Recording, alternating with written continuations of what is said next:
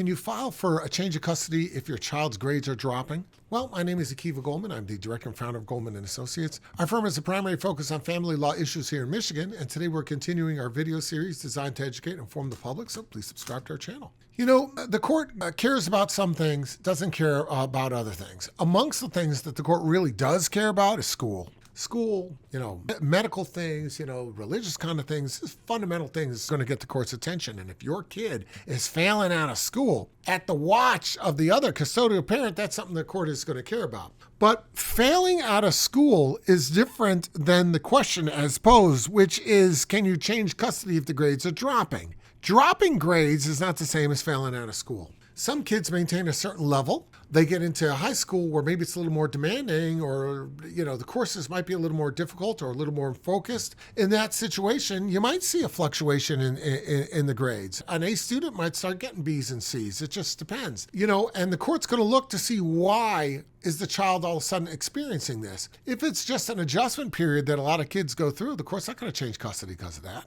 And it could be an adjustment. In high school, instead of being in the same classroom all morning, like it might be in second or third grade, there's autonomy, there's choices of classes, there's moving back and forth. A lot of times, kids don't show up to classes, and if they show up, they show up. If they don't, they don't. In other words, the autonomy sometimes is something that kids have trouble dealing with, which causes them to maybe not attend, and maybe they're not keeping up the same grades. So it could be that there might be social pressures that distract the kid from studying so much. Maybe now the kid has a driver's license, or other friends have a driver's license, so they're going out more at night, spending less time on studies. If the court sees something like that, it's not necessarily alarming so that it should impact custody. Here's what impacts custody. If the court sees that the child's grades are dropping, and corresponding with that is the fact that last quarter the kid was truant and missed, 42 days of school, the court is really going to be concerned. Why isn't that custodial parent getting that kid to school? What is going on?